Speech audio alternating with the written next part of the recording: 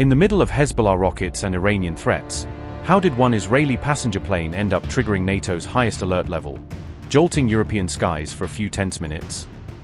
When radio silence suddenly fell over Europe, did NATO really have to rush fighter jets toward an Israeli airliner, turning a routine commercial flight into a potential security scare? With Europe already on edge, why did an Israeli jet going dark on the radio force NATO to race fighters into the sky? And what exactly were they afraid they might find? As Iran talks of victory and Hezbollah keeps firing across Israel's borders, is Bibi increasingly leaning on NATO partners for help, even as nervous allies police their own airspace? Amid tensions over possible US-Iran deal, NATO fighter jets were scrambled toward an Israeli passenger jet after it briefly dropped out of radio contact in European airspace. On June 11th, Hungary launched 2 JAS-39 Gripen fighters toward an Israeli airliner crossing its skies, activating the alliance's rapid reaction air policing protocol. The Arkia Airbus A321 had reportedly failed to answer repeated calls from Hungarian civilian air traffic controllers, raising concern that something might be wrong on board. According to Yet News, this temporary loss of communication triggered NATO's highest air defense alert level in Hungary, prompting an immediate scramble order for the jets. Hungary's air defense forces then directed the Gripens to visually identify the silent aircraft, ensuring it was under control and not facing a hijacking or technical emergency.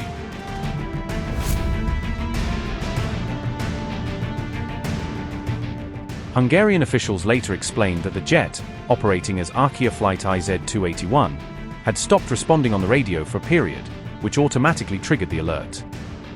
Fighter pilots say they established direct contact with the Airbus crew shortly after pulling alongside the jet, confirming that communication had been restored and the flight was stable. Radio links between the aircraft and Hungarian air traffic control were then fully re-established, allowing civilian controllers to resume normal guidance and monitoring. Under NATO's standard air policing rules, the Gripen fighters escorted the Arkia flight across the country, staying with it until the jet safely exited Hungarian airspace. Arkia later confirmed that contact was lost with a Hungarian control unit at one point during the journey, but stressed that the aircraft continued to operate normally throughout. Arkia said, and I quote, "At a certain point during the flight, contact was lost between the aircraft and the air control unit in Hungary. To the best of our understanding, following the loss of contact, the Hungarian authorities decided to deploy a military aircraft. The aircraft continued its flight as planned and landed safely at its destination. At no stage of the flight was there any danger to the aircraft, passengers, or crew." Unquote.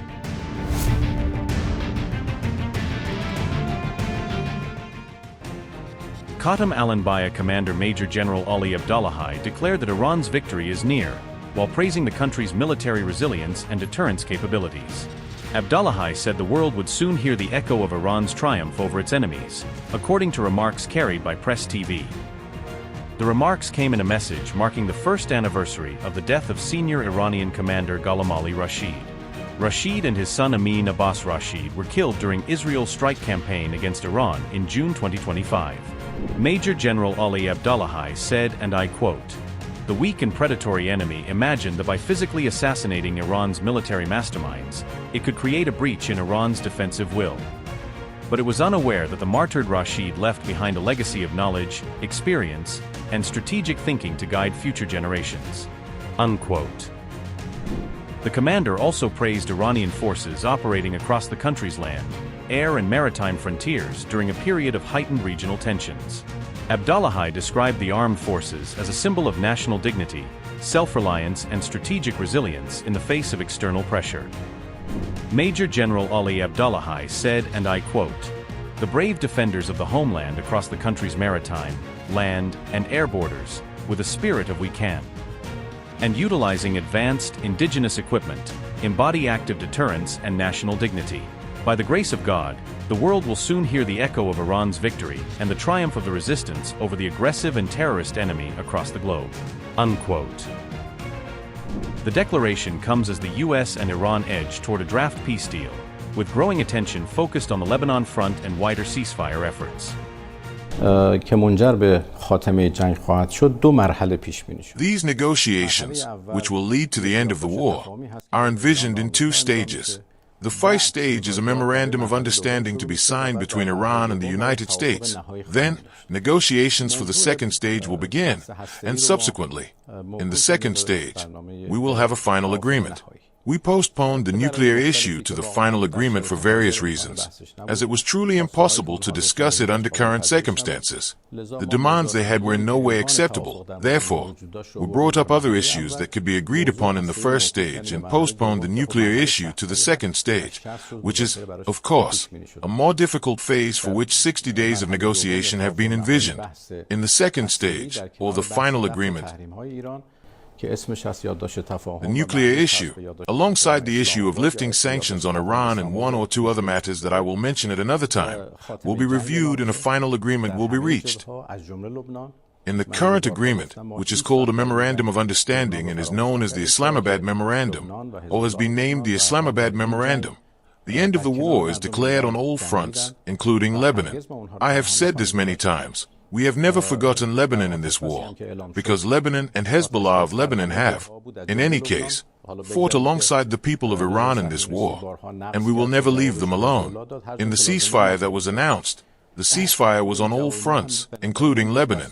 Now, putting aside the fact that the Zionist regime violated it multiple times, to which Hezbollah responded, we responded wherever necessary, and in my opinion, this response itself was another strategic achievement. For the first time, we were the ones who initiated the offensive to punish a regime that had, in any case, reneged on its commitments, and this was recorded on the global stage as a strategic victory for Iran, showing that Iran is not joking and that if necessary, it is not only not afraid of war but will employ it wherever required.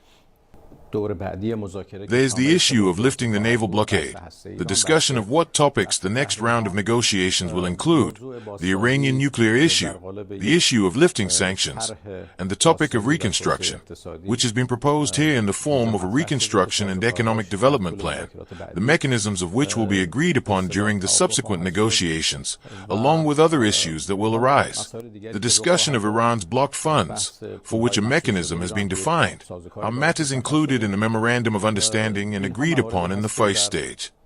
I must state explicitly that this agreement has enemies, at the head of which is the Zionist regime, and they are looking for pretext to derail this agreement. Our position is clear. If we were going to yield to force and pressure, we would have yielded long ago. If threats of attacking infrastructure or other threats were going to make us back down, we would have backed down long ago. But that is not the case. Very clear messages were sent to the other side that threats have a reverse effect. If you want to move toward an understanding, the rhetoric must change. If you want to move toward threats, pressure, and war, we are ready. This is the serious decision of the Islamic Republic of Iran, that the future of the Strait of Hormuz, the future of the management of the Strait of Hormuz, will no longer be as it was in the past. When I say the future of management, it is because our sovereignty has always existed, exists now, and will always exist. No one can challenge Iran's sovereignty over this strait, of course, with Oman. But whether the management of this strait, the management of the traffic in this strait, will be as it was in the past, it will certainly not be as it was in the past.